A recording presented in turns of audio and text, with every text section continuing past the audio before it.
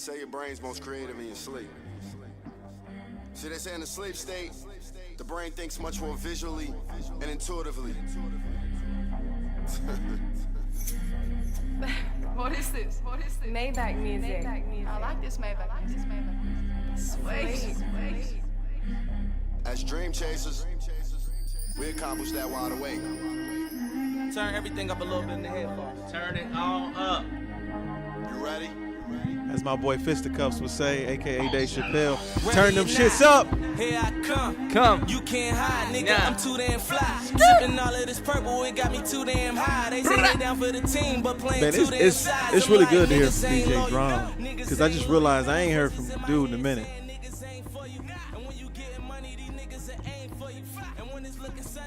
This that old me. Yeah. This dirt bike me. Four-wheeler me. Probation me. You hear me? I don't think he ever getting off that. Ever. Hey, yo, real talk, though, this just made me think.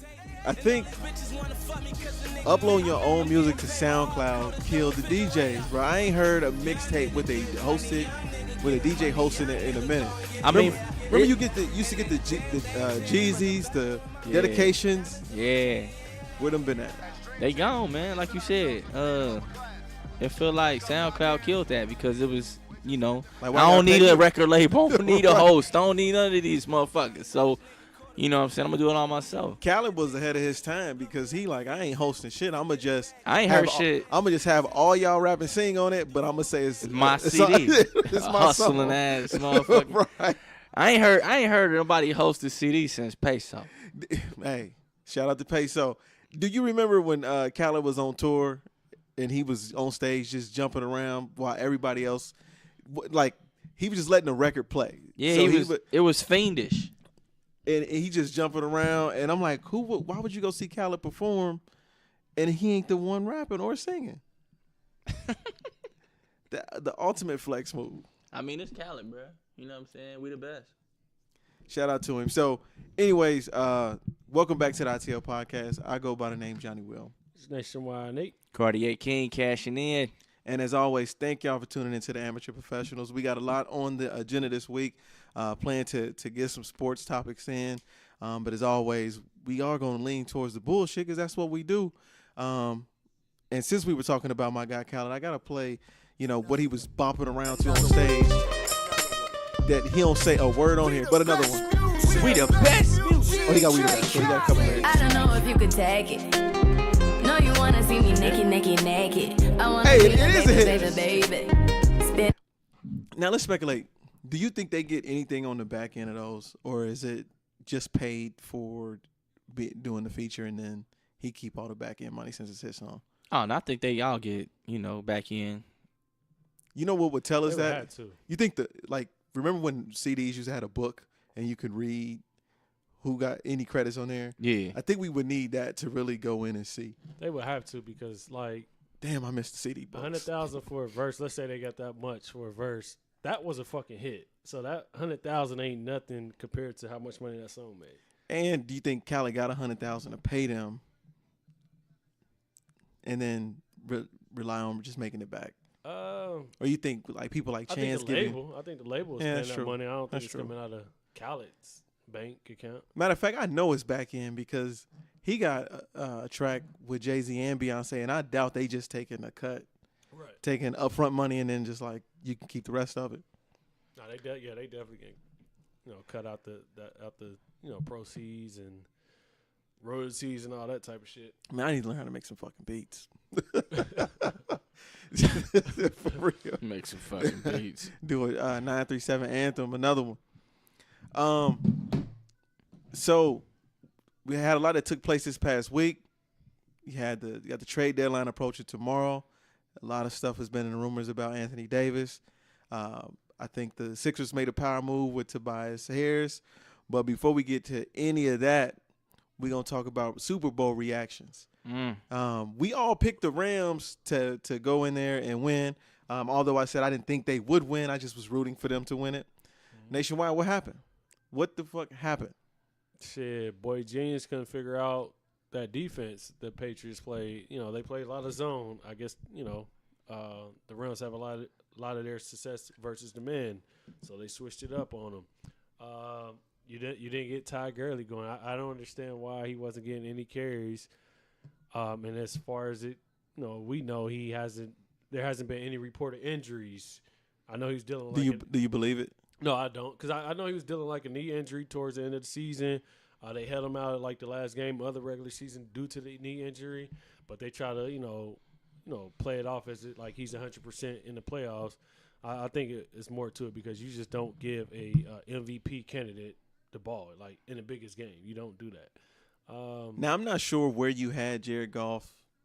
I guess ranked on between a scale of 1 to 10. I'm not sure where you had him prior to the Super Bowl, but after his performance at the Super Bowl, did it change your opinion of him at all? I think he's still a good quarterback. I mean, we have to remember that he's just in his third year. Just 2 years ago, everyone was saying he's a bust.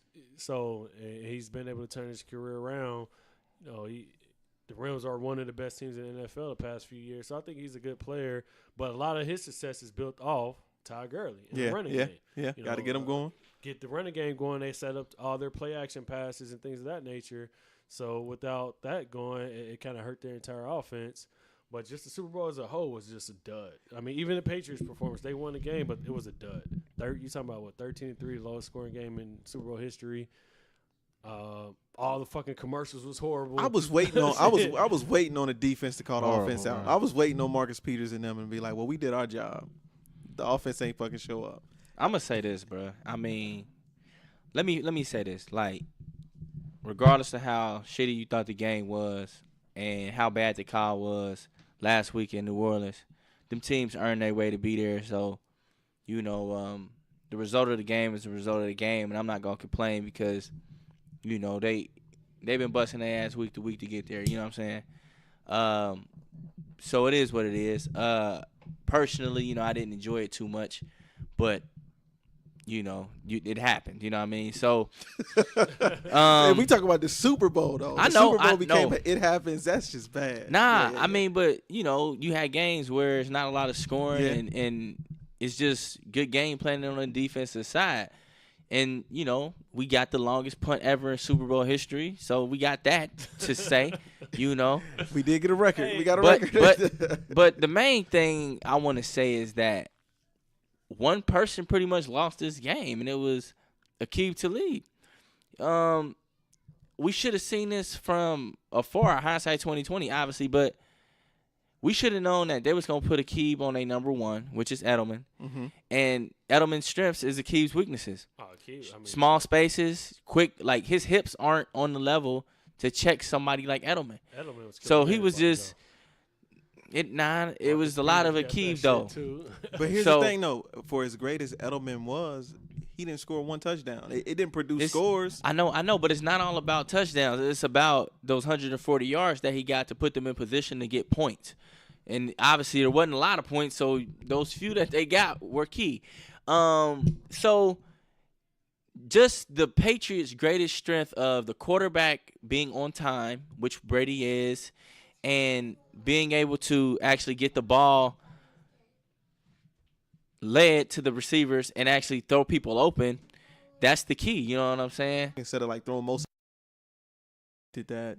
And it was evident that the spotlight or the moment was too big for Jared Goff. Hell, he even jumped off sides himself as the quarterback forgot to count. But one of the things that I also saw was interesting, and I knew it would happen because he don't really call his own audibles. But that was the first time I've seen a quarterback go up to the center and just call Hut in the Super Bowl. Not even survey the field, not even find out who Mike is. Just went up to the line and called Hut. I'm not even talking about the play he jumped off sides. He just went up to the line and called Hut on a play. Obviously, they didn't convert because they didn't score, but it was just kind of like, y'all don't even trust him to even look at the field. That's a part of their plan. Like, they've been doing that all year. It's like a quick huddle. They walk up to the line, call Hut. They try to do that before the defense can make adjustments and shit like that. So it's Probably worked for them a lot. because a lot of teams do the fake call and the whole prolonged cadence. You know what I mean? So yeah, now that he mentions that, I do kind of remember seeing them 1 or 2 games doing that shit. But I mean, he was shook up a little bit. But I just think this just shows that, like, Belichick, I think, is the key. But obviously Brady is great, you know, and they're just a fucking hell of a combination. Absolutely. Yeah. But we need to address a few things that are ungame related. So if you got something to say, get it out because I'm gonna get to that. In a Okay, second. all right. Game related. I always thought this would have been genius if they were doing this in the league, and it was refreshing to find out that they are doing this, where before the helmet microphone cuts off, they're telling them where to go with the ball. It just didn't work in the Super Bowl, but that's also another reason why they were saying the plays was taking so long for Jared Goff because Todd McVay was like, all right, when you call Hut, such and such is going to be open, so go here with the ball, and he was telling him that before the helmet. Before they cut the mic off. Cut the mic off at 15 seconds on the play clock. I always thought that would have been genius. Hell, if they let it roll while the play is going on, that quarterbacks to be throwing for 500 yards per game. You ain't know that they cut him off? Yeah, I know they cut. Well, I didn't know they were doing When that, they but cut him I off. always thought that would be genius if somebody was to utilize that. I mean, they try to utilize it. Teams, because you can talk up to 15 seconds. Right. So that's one of the reasons why they try to do the quick huddle, get to the line. This person's open, call it. See, but I'm pretty sure that it's up to 15 seconds and the start of the play. No, I don't think you can. Now while the play's That's going what on, I'm I think saying. it's That's cut what I'm off. saying. Yeah. That's it. And the start of the play. So, like, once the play starts, it's over, even if you have 20 seconds left. No. They don't cut it off until 15 seconds. So you can go to the Nah, line and they still B. can talk in your head. I'm to 100%. I'm 15 not. I'm seconds. 99% sure that you can't talk while the play's going on. But the reason why I bring up the going up straight to the line and just call Hut, even though it's a part of the game plan, I just was thinking like, why didn't he see that play wasn't going to work prior to calling Hut? Like it wasn't there. Like a lot of their plays wasn't there. Yeah, I can't it blame. is. I guess I can blame Jared Goff for holding on to the ball too long. Like throw that motherfucker away. They coming, bro. They coming to hit you. Throw it away. But I can understand him wanting to make a play. Y'all need a score. Nothing's been working. So let me hold on to it at the very last minute to try to make a play. And sometimes it don't work out. It is what it is. I had a post-game issue, like the day after. I know Julian Edelman had a great game, but we got people like Adam Schefter and other guys crowning him as a Hall of Famer. It's like, come on, bro. Like, this guy has like 5,800 yards career over like a 10-year career. This guy's with double, triple the numbers that's not in the Hall of Fame, like Torrey Holt, Who, Julian? Isaac Bruce. Yeah. That's why I hit Like- the group chat like Hall of Fame Edelman. I knew it was going to be overreaction. Come on, man. Julian Edelman is not a Hall of Famer in anyone's book, or in my book, because it's pundits who think he is. But you can't crown him a Hall of Famer off, just because he won an MVP. He just exceeded expectations with his career. Like, he had a good career. He's a great Yeah. slot receiver, but hell, Wes Welker got better numbers than he does. Yeah. Like Deion Branch got better numbers than he does. Another Patriot slot Danny receiver. Amendola, if he stayed healthy, he would have been doing the same Bro, shit. Yeah. it's like 10 plus receivers that got over 10,000 receiving yards on their career that's not in the Hall of Fame. You can't throw Edelman in there. Meech, you said you had something else that's not game related. Yeah, man. It all comes down to some mouth-to-mouth action. Brady and Kraft, man, they just love. Did that happen? I saw the picture, but I was Man, like, did it happen? yes, it happened. I thought it was just the angle. Nah. Oh, There's shit. multiple cases. Before the game had happened, after the game had happened, Robert Kraft is like Birdman because he kissed Drew Bledsoe in the mouth too. Man, he said, that's my son. And then He check. was All raised. right, I'm about to tell y'all this wild So story. what he's talking about is Tom Brady and Robert Kraft kissing in the mouth. be sucking face to on the to rag. celebrate. Yeah, and that's weird. All right, so look. All right, I'm about to tell y'all this story. I mean, y'all may have seen it. A lot of people seen it, but a lot of people didn't. So, picture this. Tom Brady's laying on a massage table in his home Yeah. Oh, yeah, that was with his horrible, shirt too. off, getting massage from this dude. And his son walks in and said, "Hey, Dad, can I check my fantasy team? Pretty much, I think I need your phone." His dad was like, Tom Brady goes, "What do I get?" And his son's like, all right. And he just kind of walks over and gives him a quick peck on the lips. And then after he did that, he's walking away. Tom Brady goes, "That's all I get?" His son turns around and Pierre like, "Damn, man." And he turns around Yeah, son was and he upset he had to kisses come him back. for like a firm 3 seconds. It was a deep smooch. And then No, that's His bad. son wiped his mouth after, and Tom kind of just was like, "Yeah, I'm gonna get my kisses." That's bad. So As a father, Nate, I kind of want to ask your opinion. How you feel about that? That's horrible. Like, I've never kissed my son in the mouth ever. Like, even from him being a newborn. Like, I'm not kissing my son in the mouth. And his son was like 12. And I feel like that's way too old to be kissing a young man in the mouth. And I mean, I get it's your son, whatever, but that shit made me feel uncomfortable watching it. So I got 2 questions. Question number 1, would you let a dude massage you? Because Tom was, getting a massage, but have you ever thought about it? Would you let a guy rub you down? Because sometimes you may need something you need a little bit more force behind, Like the rubbing. And you I don't have any type of issue with getting a massage from a male or a dude. You know what I'm saying? It's like I'm different. I've never got one from a dude, but it was this one woman at Spavia. And she was a little strong, bro. So I was like, man, Like- if this was so forceful, and I could have just been sore from the gym, but that shit was uncomfortable, bro. How forceful she was. And I was like, I don't know if I want somebody stronger than you rubbing me down if this shit hurt. I don't know if this makes sense or not, but like I guess for my lifestyle where I ain't got no fucking bruised legs and muscles and all that type of shit, just I'm a regular average dude. I wouldn't allow a man to give me a massage. But for like Are if you I- afraid you'll get hard or something? pause, man. I'm just wondering. But if I played in NFL, when I'm taking beatings, week in, week out, I could understand, especially because a lot of their masseuse, they be like physical Massaging, therapists yeah. and shit like that. So they know how not only the massage, but they know how to move your arms and legs around your limbs and shit around crack muscles and things that deep tissue therapy. Not saying women don't, but I can understand The strength behind the force. of the I can understand an NFL player, doing that. I just Man. don't like getting massages while I'm sore, but that shit hurts. all I'm saying, bro, is that is such a ass backwards way of thinking, Nate. I can't believe you just uttered that shit out your face. Why? Because That he don't. You toxic, Nate. you toxic as fuck. You said you wanted a This preference is of a toxic woman. masculinity Hey, right now you here. toxic. Hey, whatever. Pretty you say. much. And Hey, then he fuck tried it. to say if he was a professional athlete or not.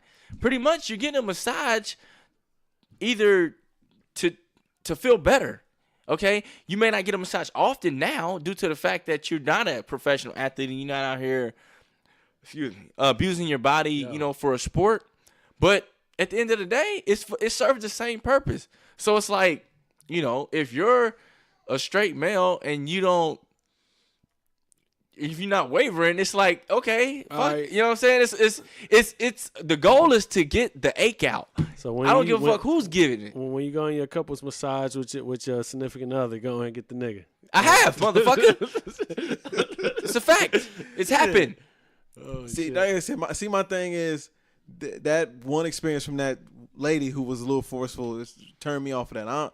I guess But Jay Will. maybe a dude can be gentle. Who Jay Will, knows? it's not about him I'm being not gonna- gentle. I'm What not it- gonna put him on him to say he's gonna be too strong. No, with but it. what I'm saying though is that it's not like you lifting, you bench pressing weights or something. So anybody actually if you're laying down and you're letting them apply force to you, anybody can apply enough force to your body to where you're like, yo, you're pushing kind of hard. So are you saying that maybe it's because I was already sore from working out that the massage just hurt no matter who would have did it? That too. But yes, I feel like anybody who would have gave you a massage, even if you're not sore, any woman that you pick out of a lineup can apply force to your shoulder or wherever you were getting a massage to where it hurts. Because it's not like if you let any chick punch you without you tensing up, it's gonna hurt. You be like, bro, what the fuck are you doing? Yeah. You know what I mean? So I just don't think that getting a massage from a dude is like a issue or a thing. It's just that's just happened to be the person that was available. Now there are some things where you I would rather a woman do that. Going to you need to get rubbed at. like if you going to get a physical, Or that inner thigh. you know what I'm saying? You coughing. It's like, yo, I would rather have a woman cuff my balls. You know what I'm saying? So it's just like, I'm a little different on that. That's toxic. If I go for Whatever. a physical, I just want whoever knows what the hell they doing to make me cough. I mean, as long but as it's- you know what you're but doing, bro, we can get past it. when you, I ain't even about to go there. Hey, I was about to say some wild shit. And and it'd be like -2 degrees in them doctor offices. You don't want a woman seeing that. Hey, at the end of the day, bro, it's like it is what it is. You got a job, Right. do it. I'm paying you to do this job to say these balls. So yeah. So nationwide, bro. We talked about last week. You was all for the Lakers getting rid of the entire team for Anthony Davis. They tried. I still with that. And the Pelicans wanted the entire team plus 4 draft picks. So at this point, the Lakers have pulled out. They're waiting on the Pelicans to counter offer. That ain't gonna never happen. But how do you feel about them pulling out of the trade deal based off of what the Pelicans wanted? It was a smart move, and Magic had to do that because at this point we're just negotiating against ourselves. Like we keep upping our offer, and it's no other team in Sorry, the I conversation. didn't even ask my currently. second question, y'all, but we can move on from the massage thing. I Nah. still had What two is it? questions. I'm curious. But I ain't never get to the second one. What's the second one, real quick? Hurry up, throw it in there. I can't even remember. That's why. Okay. We'll wait. So I think it was smart, and not only that, it's like You know what a Boilermaker is? The what? A Boilermaker. Purdue? Nah, it's when you pour a little whiskey on top of your brew. Oh, sorry, Nate. We keep cutting you off. Go ahead, bro. He ain't Lakers. talking about shit. This what he did last week to Aaron, you whole ass motherfucker. What? right. Look, he was so wasted he don't even remember. Confused. Hey, hold on. You ain't, that shit don't matter. Geometry don't matter. It don't. Shit, it do. He got a little 90% of fucking 90% Americans of the use don't. All right, geometry. go ahead. About what was you talking about? LeVar Ball come out of him sometimes. Lakers, go. No, but it was a smart move because it's like we're giving you five of our young players. We're not going to give you 5 of our young players plus 4 future draft picks because we're already like mortgaging our future and giving you our farm, and now we're going to also add picks out to 2025, which is after LeBron retired. Who knows where AD be playing by then? It's like we're not going to do that. So it's smart. Let's pull out. Pause. The Pelicans were never going to give the Lakers Yeah. AD.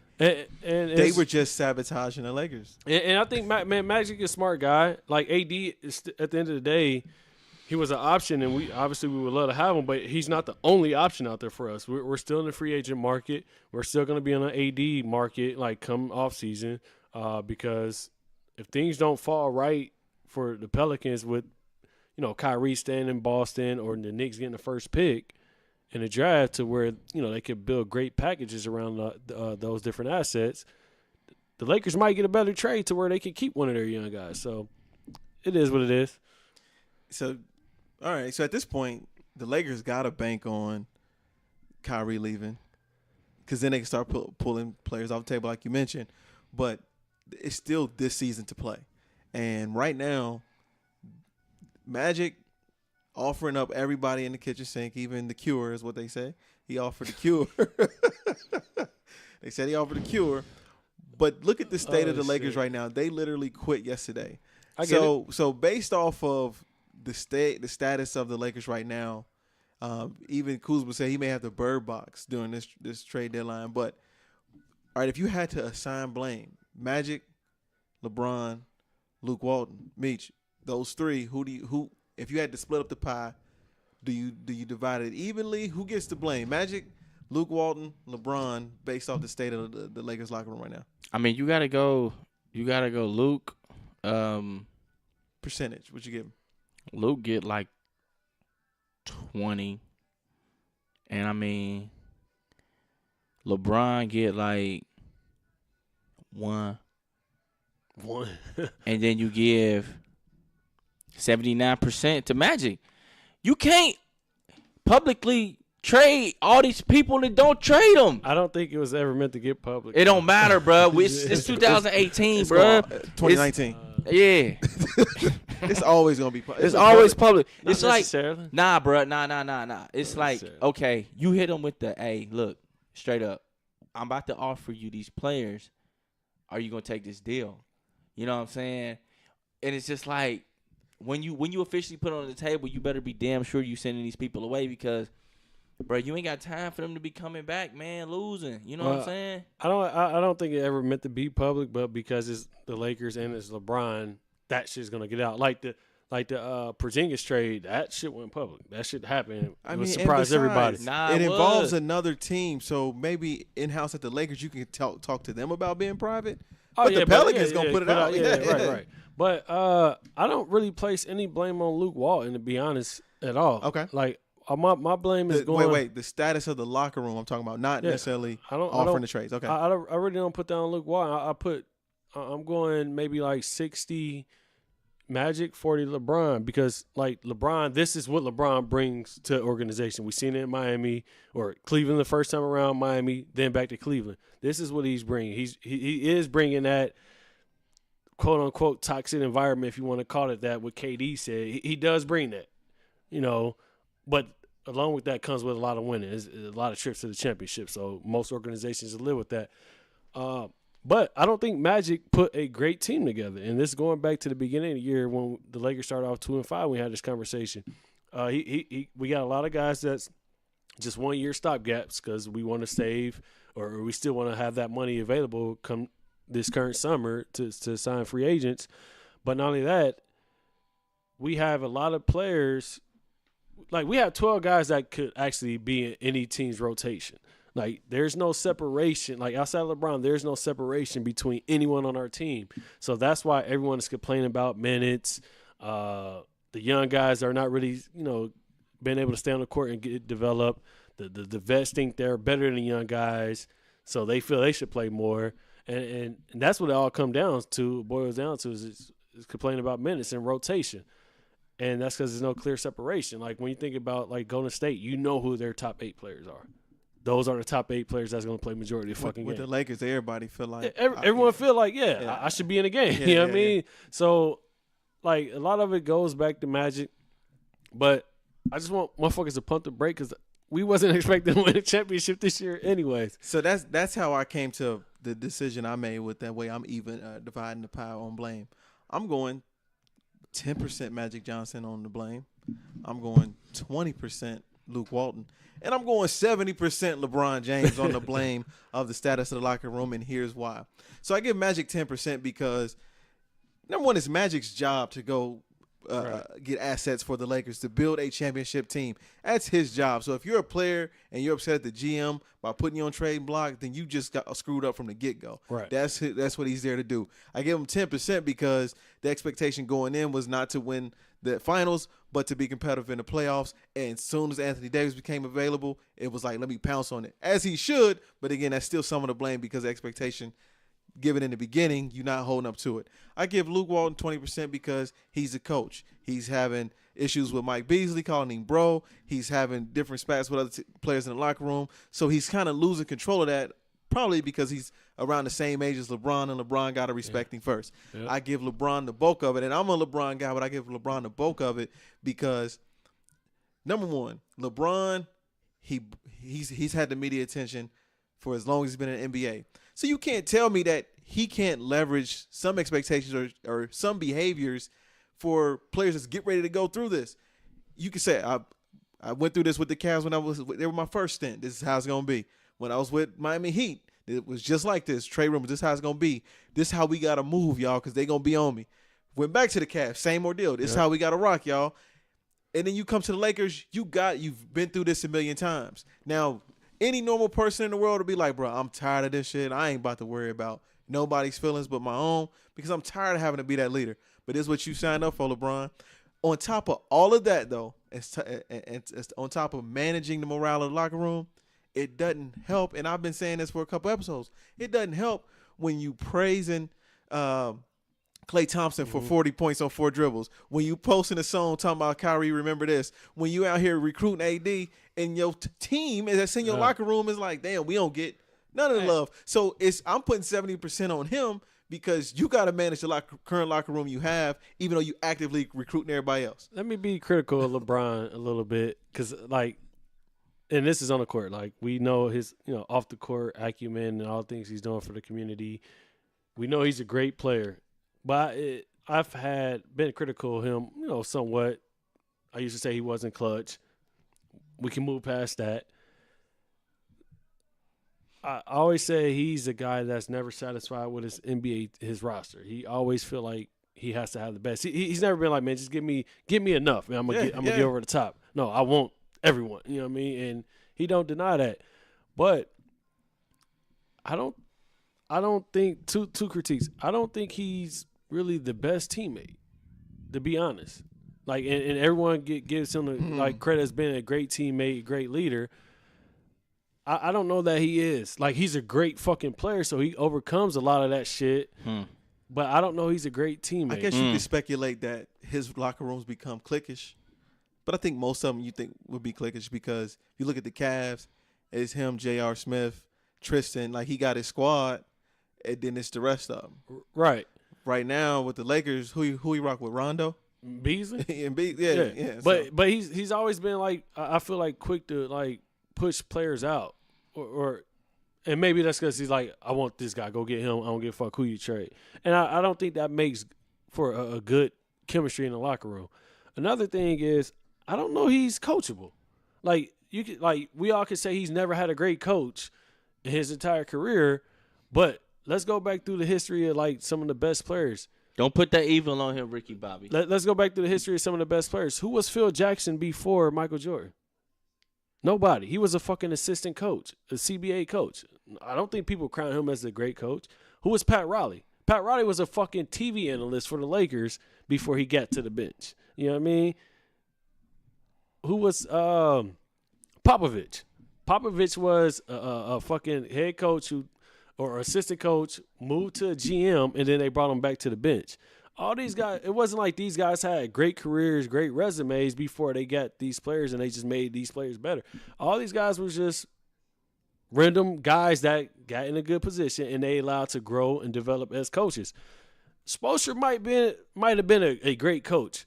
Luke Walton might end up being a decent coach, but I don't think LeBron gives anyone a chance because I guess his IQ is so great that it's like, fuck, I know more than you. Like, I'm not paying attention to you. I'm calling my own play.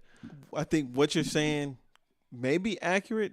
The only problem I see with it is that there wasn't a daytime or daily talk show talking about how trash Phil Jackson was that was putting pressure on the Bulls organization to get rid of Phil Jackson because he wasn't winning. That matters. Like, all of that influence matters. But I think shit could be perfectly fine in the Heat locker room, but if I get on TV day in and day out and say, and you know, Stephen A., my sources, I'm hearing this, I'm hearing that, people will be like, you know what, that may be true. I think the media does expose. You know I think the media does expose it, a lot of it, but I think also just the body language and interaction, like LeBron waving Spoelstra off or call a timeout, they bump each other. I think that plays into it a lot.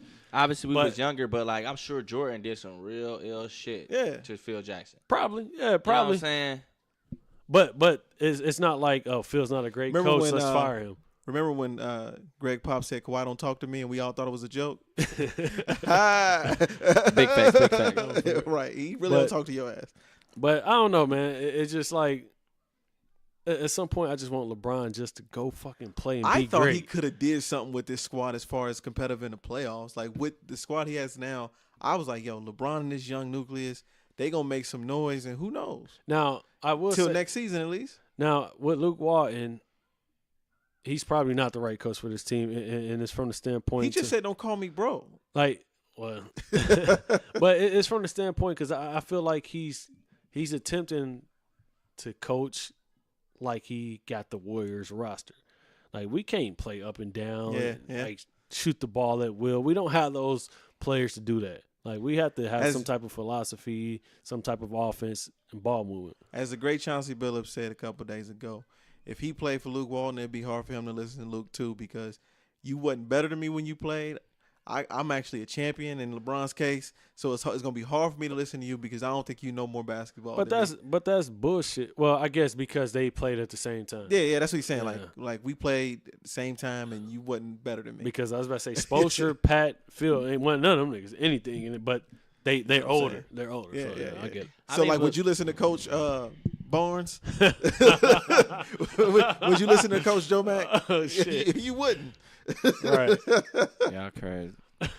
Can the Lakers Where do they go from here though? Like, I mean, I don't think the trade's gonna happen. So what happens with the team? I think they'd be able to salvage the season. Like that locker room, that bench scene was nasty. Yeah, looking. the game tomorrow is probably going to be another ugly game because we still have to. The deadline is tomorrow, so it's like, okay, we still could be leaving. We still could. Somebody's going to get traded. So tomorrow's probably going to be rough, but I think they will be able to move on after that because it's like, okay, now we're here at least through the rest of the season. And at the end of the day, if you're one of these young guys, you still got to be professional. You still got to go ball out because at the end of the day, that's going to be Your tape. not only your team, but you showing what you can do on the court is going to put money in your pocket. Like, so if you go out there and bullshit, you costing yourself money at the end of the day. So, question: how many more years before we start saying that Damian Lillard is better than Carmelo Anthony? Dame Lillard is better than Melo? Yeah. What? How Like many, right now? How many more seasons do we need before we can start putting that on wax? Because I'm confused. Like as of right now? look at the Blazers in this tough Western Conference. Look where they at every year. Hold on, Dame Lillard is better than who? Carmelo Anthony. Like overall better, like better career or confused. like better player? Like right now, like No, 2019. No, not comparing Damian Lillard's skill to old ass Carmelo. I'm saying Dame Lillard's success in the Western Conference versus Carmelo when he was. Oh, so he's his had a prime. better career. Yeah. I thought we compared them now. Like, niggas had a good No, question. No, I'm saying like, Oh, at what point will Dame Lillard leap past Melo in the career talks, especially because of the success the Blazers have consistently, even after they lost Aldridge. They didn't miss a beat. Even now, they're 3-6 seed. Like, they don't miss a beat in this tough Western Conference, and Melo could never get out the first round. Like, when we going to have these talks and stop trying to hold our favorites near and dear to our heart that we don't ever want nobody to pass them up, i.e. LeBron and Jordan, Lillard may have a case that after it's all said and done, I was better than y'all favorite. Oh, I mean, that's a fact. I mean, I think Dame Lillard is in the conversation with Russ, with Kyrie, you damn near could put him in a conversation with Steph too. Like, he's an elite point guard, and then when you start talking about ranking him amongst history, he's definitely in a conversation with the Melos of the world. So, but at the end of the day, he hasn't had much playoff success. Portland is getting there, but he hasn't had much success in the playoffs, and you would love to see him take that next step. I'd love to see him leave. Yeah, that too. Yeah. That too. So, or if he don't leave, you will hope that someone like Portland make a move to really let him compete because Dame Lillard is a fucking beast. There's a point guard that disappointed me that I thought was going to be up there with him, and that's John Wall. John Wall getting paid $40 million a year and slipped at home. He slipped. You slipped? He slipped. John Wall came into this season overweight, looking like he'd been having a hell of a time down at Live on Sundays. A hell of a time. And now he's going to miss a year due to an Achilles tear. Which means he won't be back to mid next year. Like, so what's up with your boy? You think he if I got $40 million, I could pay somebody to put a cast on me and pretend I broke some shit. Nah, I mean, he slipped into his Achilles. I don't know what the fuck he was doing. He didn't tear him. He ruptured it. He didn't slip doing it. I will say that. I know what happened. He was doing some other shit. He was in that City Girls video somewhere. All right, so he was definitely. He said, "Bust it down, Tatiana." He was definitely doing some other shit, but I mean, he's had a solid career thus far. Nate, you like everybody. I mean, I was a fan of John Wall. I think he can be a good player, but some of these players are not guys you can build a fucking team around. Some of these guys are not number one options. So I think John Wall, if I could pair him with a player like a LeBron, then yeah, I love John Wall. But if you're talking about I'm starting my franchise around John Wall, then I'm good. So if you're the Wizards, what do? It ain't much they can do because no one's going to take that John Wall contract. Well, I mean, until he can show he's Bradley Beal. Though, do you move on from that? I don't think you can at this point, unless you just want to start over, because Bradley Beal is your fucking star player. And he wasn't rocking with John Wall early this season, right? Well, they've kind of had. I mean, they've been going back and rocky forth. relationship since they got together. You know what I mean? Pause. That's it. Since they became teammates. Bro, you gotta stop pausing so much, man. Pause twice. Oh, that's toxic. Nah, but you don't be pausing the right shit. Like you pause some shit, some suspect shit. You be pausing normal shit. I took out the trash today. Pause. Like what?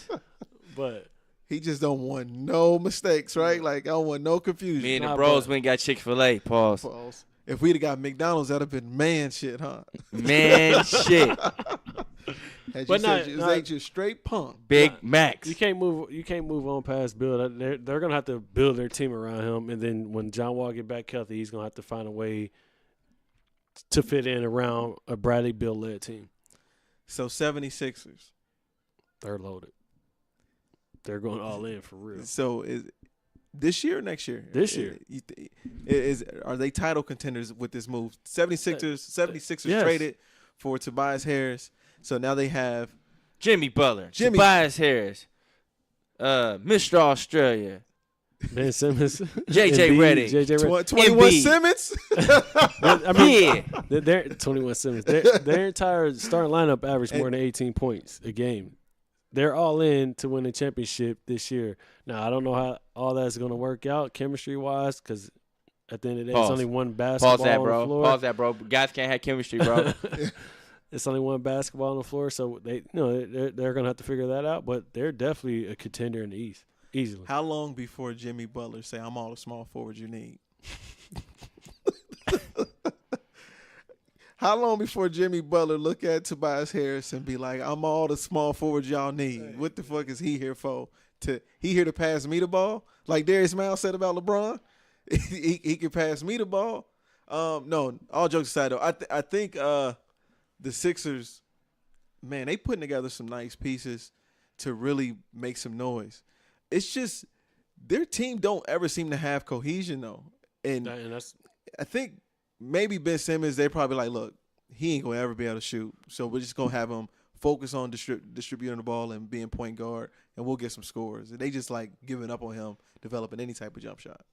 Yeah, I mean that's essentially what they did. They loaded up on scoring, and they're all in this year because Jimmy Butler and Tobias Harris, they're unrestricted free agents at the end of the season. So theoretically, both of them can leave.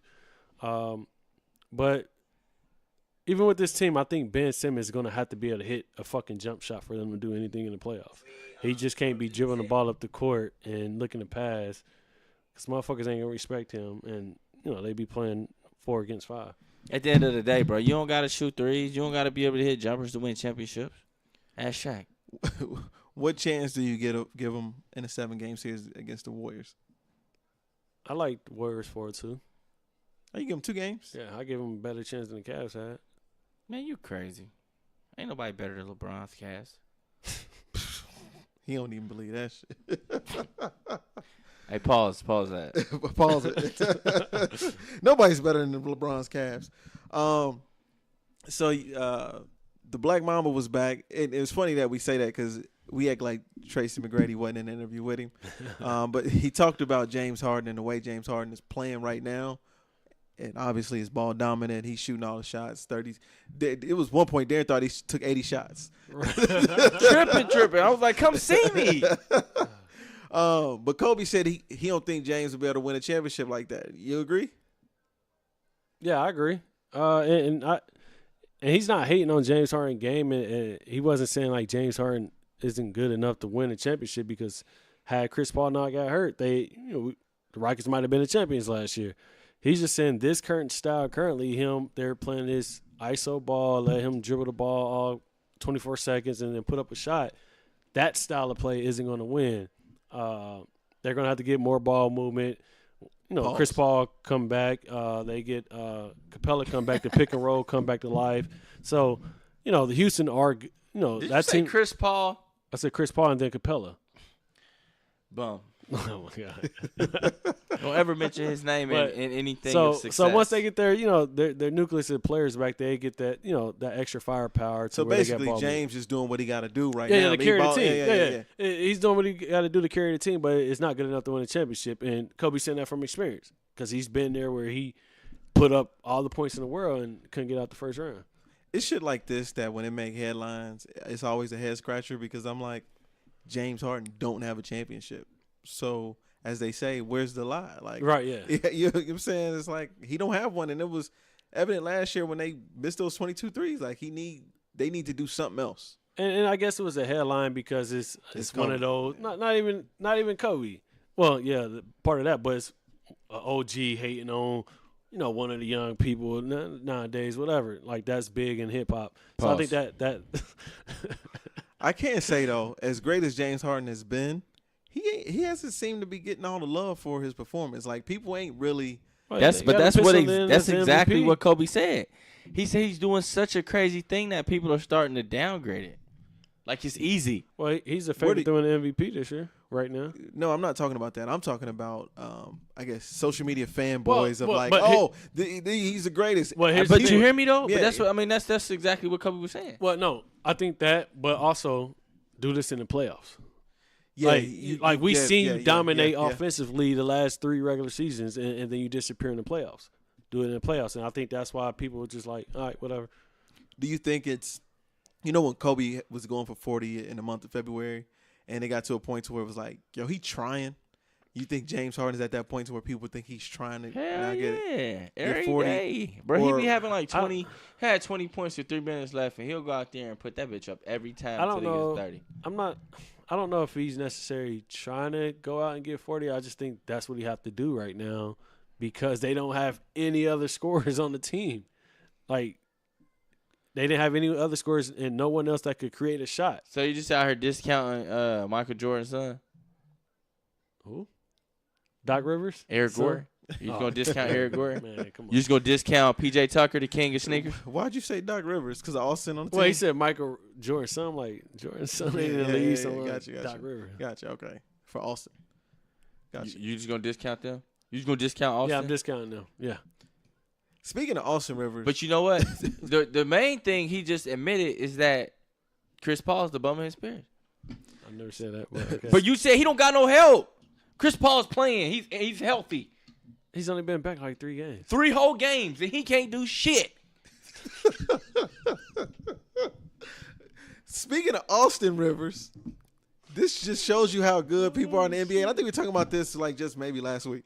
This how it shows you how good people are in the NBA because Austin had one of the best highlight high school basketball films that I've seen, bro. Like Austin in high school was that guy, but he just seems like another player in the NBA average, in the bro. league. Yeah, just average. I mean, yeah, that just go to show you how great the elite players are in the league because we see stars come out of high school, college, every fucking year, and we think they're the world best players.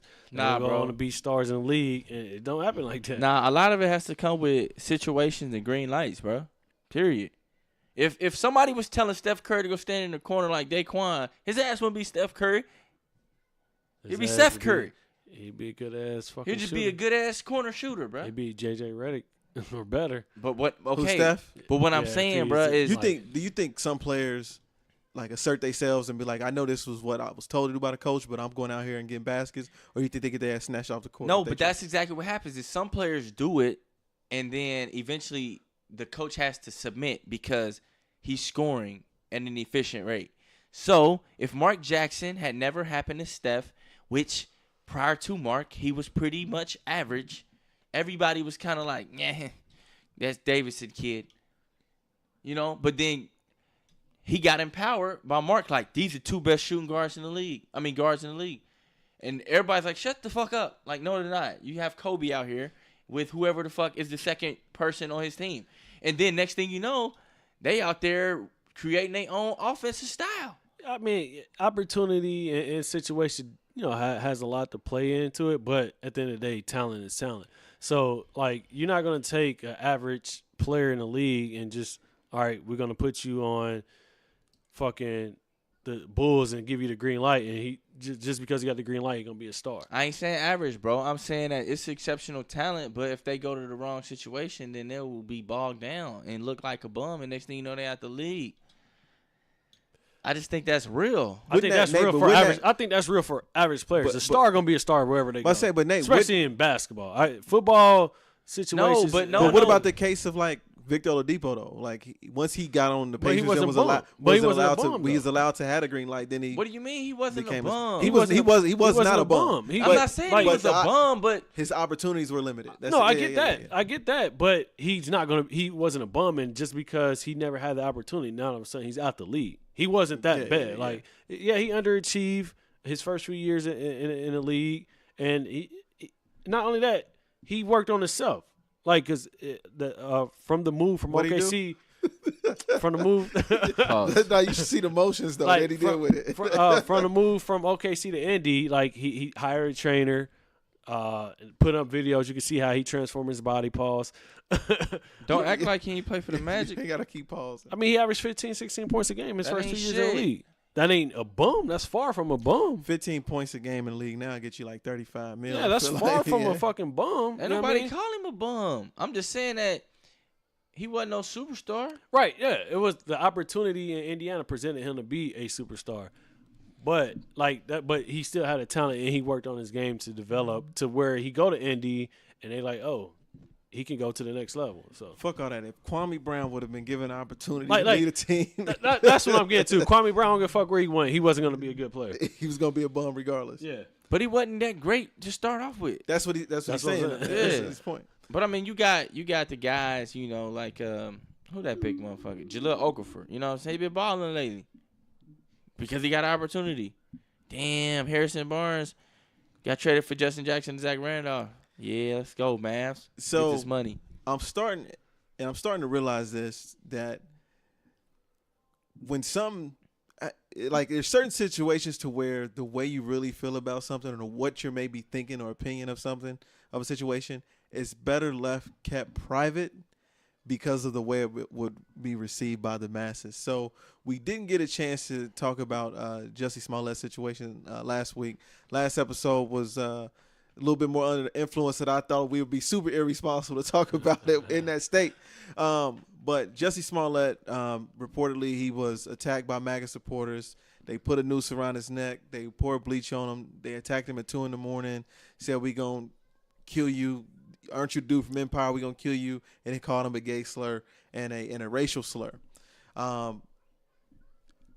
So when you first heard that in those reports, like most of us, I think we were quickly willing to accept that something like that could happen because of the state of the country right now. So it was like, okay, I'm pretty sure something like that can go down.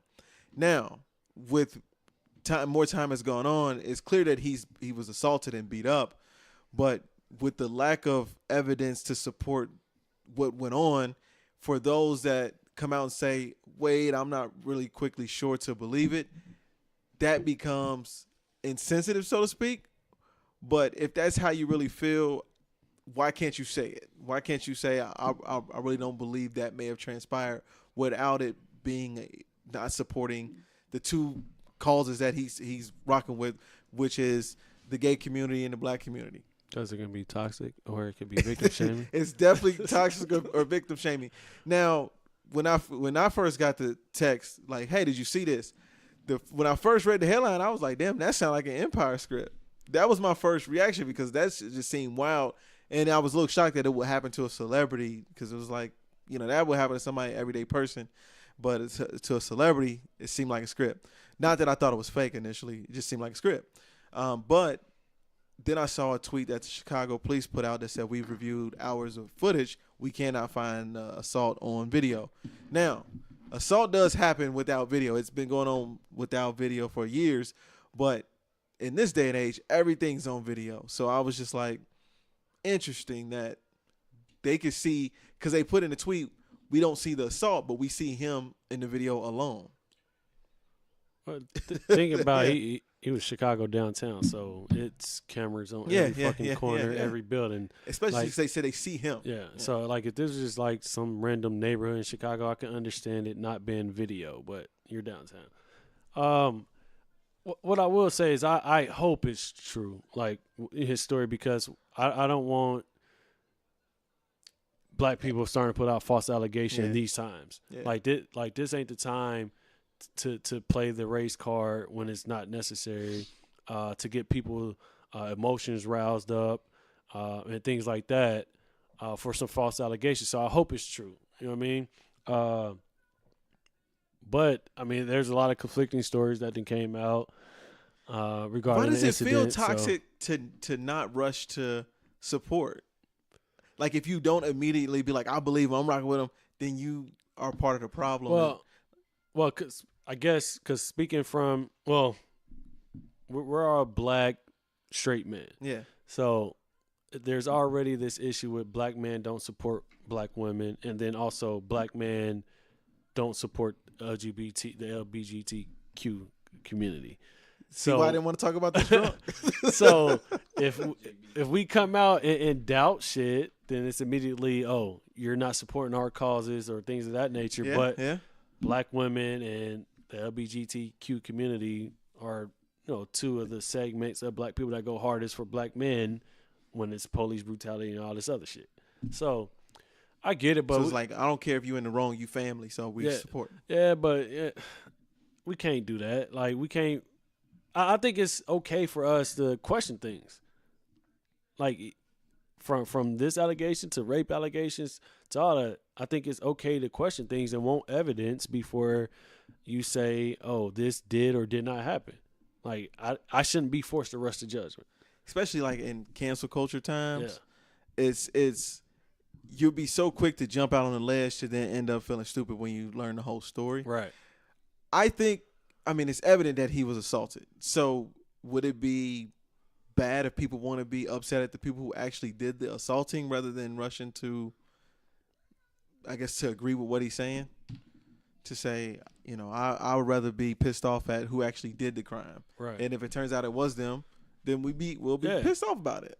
Yeah, I think it should be okay to want to evaluate the situation, read up on it, see evidence, and then we handle it accordingly. But just to come off rip like, oh, fuck everyone, wear the MAGA hat, and we already feel that way to begin with, but you're going to add fuel to the fire, I think that's irresponsible. So gut feeling, what do you think? Do you think it's true? Gut feeling. I know you hope it's true, but gut feeling. Gut feeling, man, I hate to say it, but I'm going to say no. Because if it was true, I think that should be out already. Like, I think the video be out. I just think, I think it'd be more news out. It'd be making more headlines and shit. And especially in these days, it seemed like something would be available. And the only thing available is two people in, like, long bubble coats. And you don't even know what race they are, who, Right. Whatever. You don't see a red hat or nothing. I don't know. It's just. It was black and white video. And like you said, I didn't see no video. I just saw a still shot, a picture. But like you said, in these times, you don't necessarily need fake allegations to get people riled up. Right. Shit. So another story that broke where somebody said something that they thought about that was private, or that's something that took place a couple years ago that they revealed, is Liam Neeson. So Liam Neeson revealed that it was a friend of his that got raped. She said she was raped by a black person. So he hit the streets looking for any black person to beat up. So I'm going to play a clip of that, and then we'll talk about it. I thought, okay. And after that, there were some nights I went out deliberately into black areas in this city looking to be set upon so that I could unleash physical violence. And I did it for, I'd say maybe 4 or 5 times, until I caught myself on. And it really shocked me, this primal urge I had. It shocked me and it hurt me. I did seek help. I went to a priest. I heard my confession. I was reared a Catholic. I had 2 very, very good friends that I talked to. And believe it or not, power walking. Power walking. Yeah, 2 hours every day. You can To get rid of this. And I'm not, she said he was a black man. So if you heard that, Liam Neeson power walked the racism out of his heart 40 years ago. But him revealing that, him revealing that immediately social media canceled him. Nationwide, do you think that is the right approach? Yeah. Like, no, listen, man, that's racist, period. Period, point blank. There's been no doubt in that. There's been a lot of black men that have been, falsely imprisoned, killed over false allegations. And I'm not saying that wasn't a false allegation, but false allegations or mistaken identity simply because we're black. So for him to say, I'm going to go out or I want to go out and kill any black guy that pressed me. Kill, though? Did you say kill? Assault. Yeah, he said kill. Yeah. Oh, shit. Like, extended version, it was kill. Yeah. Anyone that pressed me because my friend was raped by a black guy, I think that's is beyond. Like, I'm not going to say that's irresponsible. That's straight up racist, bro. Like, you can't do that shit. And so I don't think you're going to get any debate that it was racist. 100% agree with you. There is no doubt that was racist. What do you think of the approach of canceling him after him revealing that? The reason why I don't have a problem with canceling him because cancel culture is 24 hours.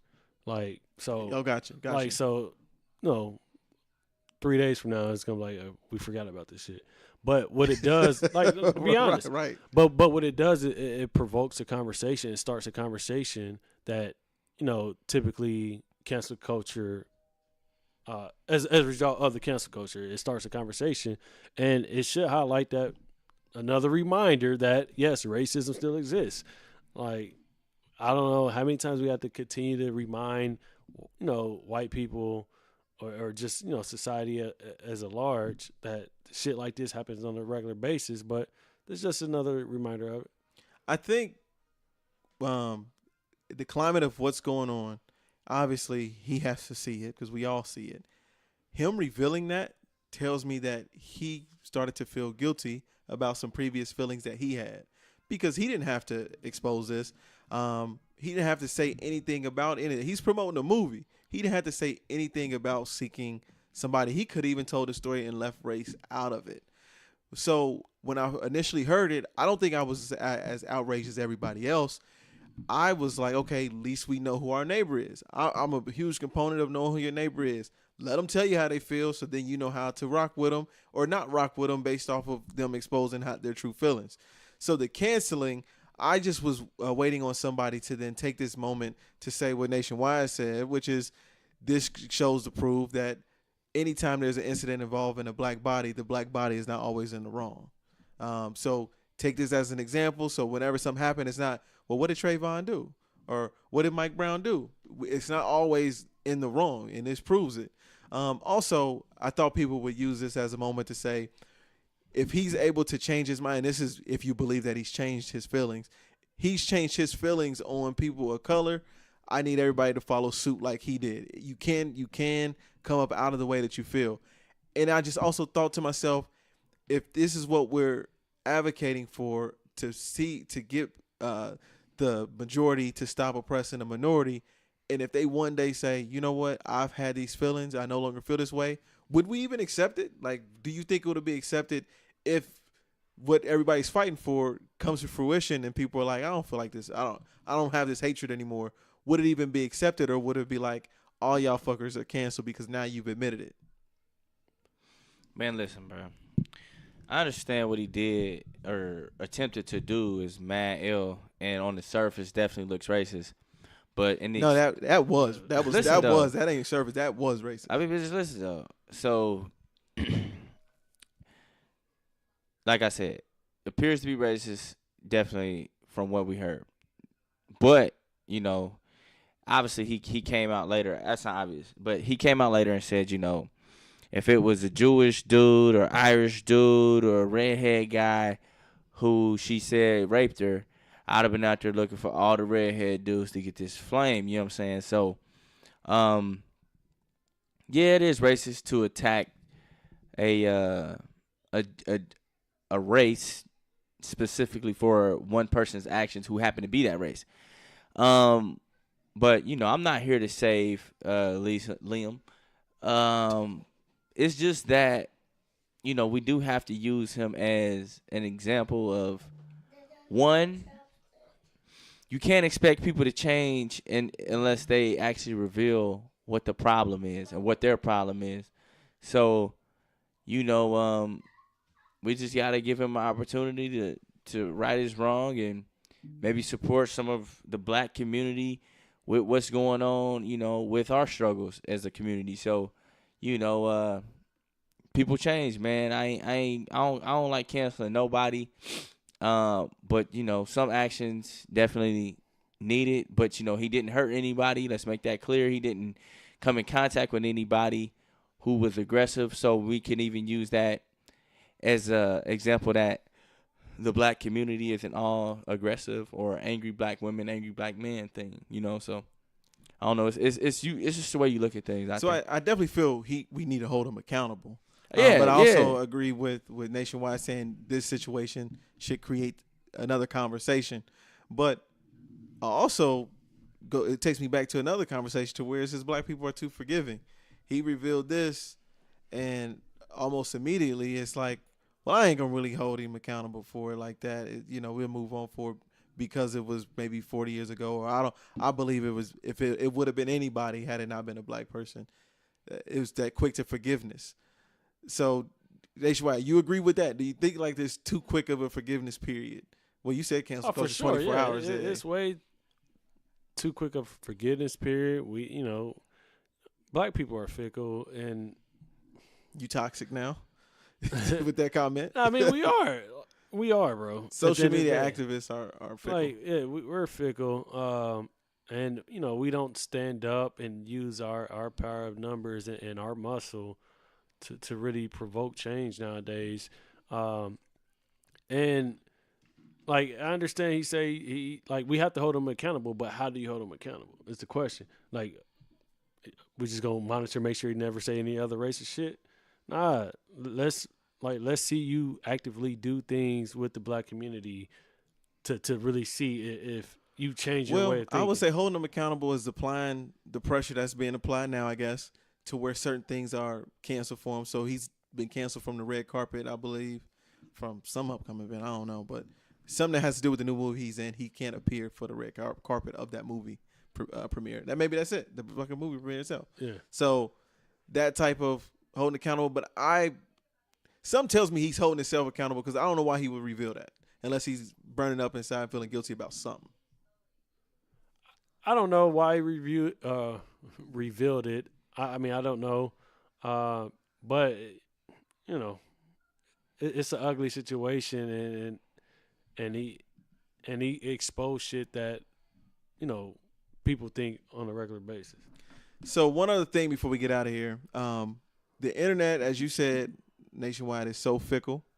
I found out, I learned something new with what we boycotting or what we can't support every week. So I found out with this 21 Savage situation. If you don't know 21 Savage, he was deported because he's not from Atlanta. He was born in the UK and then came here, I think, at 10 years old and now has an expired visa.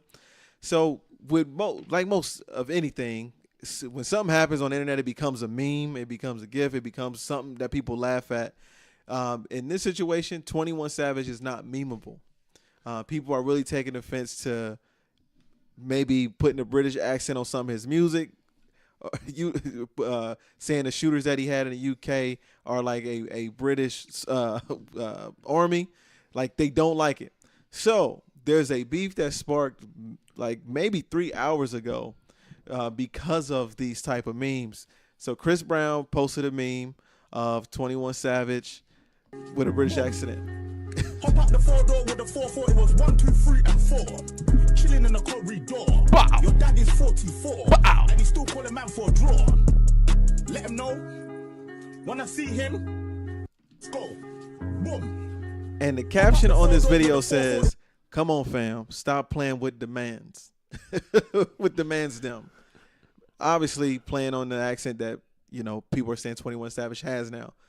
So Offset replies, "Memes ain't funny, lame." So we all know Chris Brown in the beige rage.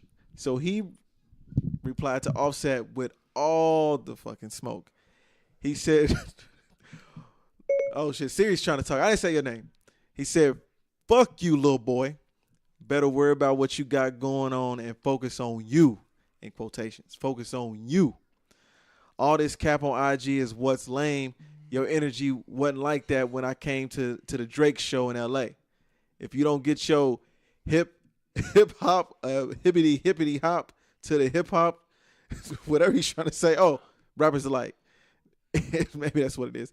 You don't stop rocking face ass out of here, out of my comments, sensitive ass nigga. Call me personally. You want some clout when all you got to do is pull up. Hey, they love to tell you to pull up. No camera, no flexing, all that. If you're a real man, you'll fight me. Oh, another thing. Suck my D. Pause. Oh. So all of that over a meme, but there had to be some previous tension going on for Chris to respond that way. But do Offset want it? Pause. Beige Rage, bro, is a little wild child, you know. I mean, I would love to see it. And then Chris Brown followed up again, and he said if he don't get his Earth, Wind, and Fire Pootie Tang spacesuit wearing cap ass little boy the fuck out here. He called him the Fifth Element. And out and out of my comments. So Meech, these is your boys, man. Migos, what's up? Who you got? We good, Who you got in the fight? We gonna jump his ass. Nah, man. If you're a real man, he said 1-on-1. Who you got in the fight, bro? Beige Rage don't want this smoke, bro. Nationwide, defend your dark skinned brethren, man. Offset. I mean, Offset obviously took it personal because I'm pretty sure 21 Savage is from Atlanta or Atlanta via the UK. Yeah. But they're friends or whatever, so he probably took it personal, and he's looking at the fact that this is a guy who got kids here in America, so he's taken away from his kids and things like that.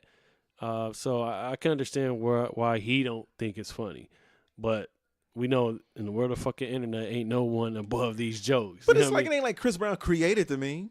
That's the thing. Not only did he not create the meme, I don't think he attacked. Personally, I don't think it was an attack to 21 Savage personally. Yeah, he said stop playing with the mans them. Like he didn't put up a meme like fucking 21 Savage been and pull away from his kids or some shit like that. Like now that would be distasteful. Or if he said something like, "Man, I'm happy they caught 21." You know what I mean? Yeah, you know what I'm saying? It was just like he just shared a video that was him rapping it with the English accent, man. It's not that serious. But yeah, I mean, no one is above serious jokes. To 21 because he all locked down. Ice got him, you know what I'm saying? So and I think everyone is laughing at the fact that he's from the UK. You know what I mean? Because I didn't know that. Yeah, I think that's the thing. I think that's the joke, that he's from the UK, not that he's locked down. Right. They said, I seen the meme. He said when 21 said he got the bag on him, bro. It was a pack of it was an English tea. For real though, but I want to see how this play out. Oh shit! I think 100% Big Draco responds instead of Offset. Big Draco. 100% Big Draco responds instead of Offset. Man, he don't want it. Man, Big Draco gonna have something to say. He definitely gonna say pull up. Big Draco. Oh shit, that's funny. I thought they squashed it, but hey. But they said 21 Savage went from 21 Savage to Surf Savage the 21st. No, y'all not supposed to be laughing now. Holy shit, bro. All right. Hey, it ain't my fault he caught a felony. And he from the UK. Before we roll up out of here, real quick, nationwide trade deadline tomorrow. Any other movement that you expect? These bows. Marcus Saul probably be traded. Now that's a pause. Yeah. I think Marcus Saul and Mike Conley be traded. Like far as big names, I think those are the big name trades that's going to happen. I mean, Harrison Barnes just got traded. So I don't expect any like any more blockbusters besides the Grizzly players. Cartier, you expect any movement? 80 stays put? Oh yeah. He stayed put to July. Yeah, man. I think the Lakers slip out the playoffs. You know what I'm saying? That shit gonna be sad, bro. Nah, I think the Lakers actually get back because the Clippers traded Tobias. I don't care about that. So it just depends on if they can get their head right after the All-Star break. I think they're gonna lose every game until the All-Star break, and then hopefully they get their shit right after. But it's not out of the unforeseeable future of the Lakers not making the playoffs just due to the fact that LeBron literally can't win those games by himself. And if all those guys want to be, angry and sit it, 3 or 4 seats away from LeBron at the end of the bench, then the locker room is broken and you can just chop the season up as an elbow. People's elbow. Yeah, 80 stays put. Lakers find a way to get it together just to become the 8th seed, but I think they get back in it. But as always, man, I appreciate y'all for tuning in to the ITL. I go by the name Johnny Will. Make sure y'all follow us on Instagram, the.itl. Again, it's Johnny Will. I'm signing out. Yo, it's Next One Nate, and I'm signing out. It's Cartier King, man, and I love every one of y'all. Thanks for listening. Thanks for mashing the play button. Thanks for the support. Definitely interact with us on our IG, the.itl. We love that shit. Cartier, y'all. How he hate me when I never met the man. Woo! Freak 21! You might just get hit with the Me Millie. Cause we in the field with them bird like we play for the Eagles. I'm on probation, so let me not talk what's illegal. Switch it up.